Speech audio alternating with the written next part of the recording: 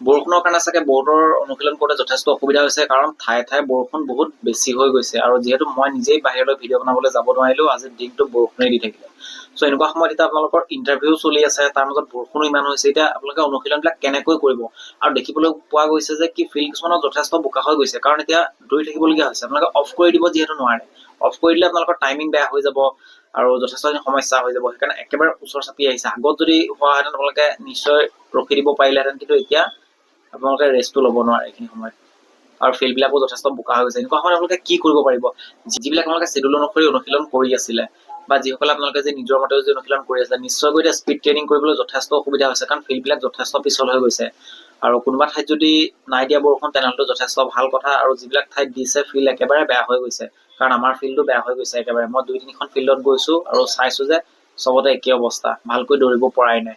চ' এইখিনি সময়ত আপোনালোকে কি কৰিব পাৰে? চ' ভিডিঅ'টো আপোনালোকে শেষলৈকে চাওক। সেইকাৰণে মই আপোনালোকক ক'ম যে আপোনালোকে কি ধৰণে নিজৰ অনুশীলনটোক বচাই ৰাখিব পাৰিব।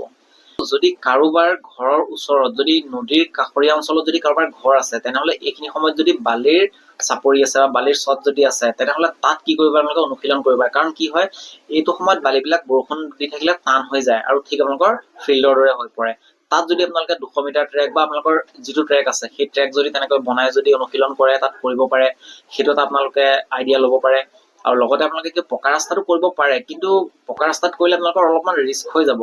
কিহৰ কাৰণে ৰিস্ক হ'ব? স্পীড ট্ৰেইনিং যদি পকা ৰাস্তাত বেছিকে কৰি দিয়ে, আৰু এইটো সময়ত যদি আপোনালোকৰ চিন পেইন হৈ যায় আৰু নি পেইন যদি হৈ যায়, কাৰণ গম পাই আপোনালোকে বেছি হাৰ্ড চাৰ্ফেচত যদি আমি স্পীড ট্ৰেইনিং কৰোঁ আৰু বেছিকৈ যদি ৰানিং কৰোঁ, তেনেহ'লে আমাৰ চিন পেইন হ'ব পাৰে, বহুতৰ হৈছেও। তো সেইটো সময়ত সেইটো এটা ডাঙৰ ৰিস্ক হয়। সেইকাৰণে বোলে লং ৰানিংটো 2 দিন এদিন কৰিব পাৰে, কিন্তু ৰেগুলাৰ ৰাস্তাত কৰাটো ভাল নহয়। তাৰ কাৰণে আপোনালোকে এটাই উপায় আছে, এতিয়া আপোনালোকে চিডিউল অনুসৰি যিখিনি স্পীড ট্ৰেইনিং কৰিছিলে, স্পীড ট্ৰেইনিংখিনি নকৰি আপোনালোকে এণ্ডুৰেঞ্চটো বেছি ধ্যান দি দিয়ক। যিকেইদিন বৰষুণ দি আছে, আপোনালোকে এণ্ডুৰেঞ্চটোত ধ্যান দিয়ক। যদি আপোনালোকৰ ৰেপিটেশ্যন আছিলে 1 কিলোমিটাৰ 5টা, আপোনালোকে 1 কিলোমিটাৰ 5টা কৰিব নালাগে, আপোনালোকে 6 পৰা 7 কিলোমিটাৰ ডাইৰেক্ট লং ৰানিঙে কৰি দিয়ক। সেইটো আপোনালোকৰ আটাইতকৈ এটা ভাল বুদ্ধি হ'ব, কাৰণ আপোনালোকে এইটো সময়ত একেবাৰে অফ কৰি দিব নোৱাৰে। আৰু অনুশীলনটোক ধৰি ৰাখিবলৈ হ'লে আপোনালোকে এণ্ডুৰেঞ্চটো ৰাখিবই লাগিব। সেইকাৰণে যিকেইদিন বৰষুণ দি আছে, সেইকেইদিন আপোনালোকে কি কৰিব? প্ৰত্যেকদিন আপোনালোকে লং ৰানিং কৰক, এণ্ডুৰেঞ্চটো ধৰি ৰাখক। যদি এণ্ডুৰেঞ্চটো ধৰি ৰাখে, তেতিয়াহ'লে আপোনালোকৰ টাইমিং বহুত বেছি বেয়া নহয়। কেইছেকেণ্ডমান বেয়া হ'ব পাৰে, কিন্তু মিনিটত বেয়া নহয়। আপোনালোকে সেইটো বুদ্ধি লগাওক। আৰু সকলোৱে কি কৰিব? ফিল্ডতে যদি ৰানিং কৰিছে, বোকাত আপোনালোকে গম পাইছে এটা নিৰ্দিষ্ট স্পীডলৈকেহে আপোনালোকে দৌৰিব পাৰিব। তাতকৈ বেছি স্পীড দিলে শ্লিপ কৰিব ভৰি বা পৰিব পাৰে আপোনালোকে।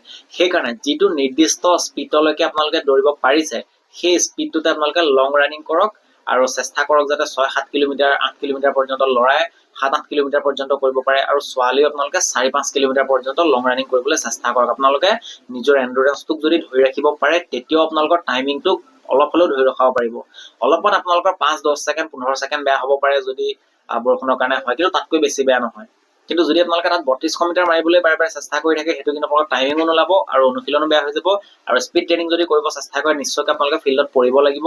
আৰু পিছল খাই যদি আপোনালোকে এইটো সময়ত পৰি যদি কিবা এটা ইঞ্জুৰি হৈ যায়, তেনেহ'লে আপোনালোকৰ ইমান দিনৰ যিটো কষ্ট কৰিছিলে, সকলো শেষ হৈ যাব। সেইকাৰণে এইদৰে কৰক আপোনালোকে অনুশীলন। আৰু বৰষুণ প্ৰত্যেকটো সময়ত নিদিয়ে। আৰু মই আপোনালোকক এইটো ৰিকমেণ্ড নকৰোঁ যে বৰষুণত তেতিয়া ৰানিং কৰক, কাৰণ যদি আপোনালোকৰ যদি গা বেয়া হৈ যায়, তেনেহ'লে আপোনালোকৰ প্ৰব্লেম হৈ যাব।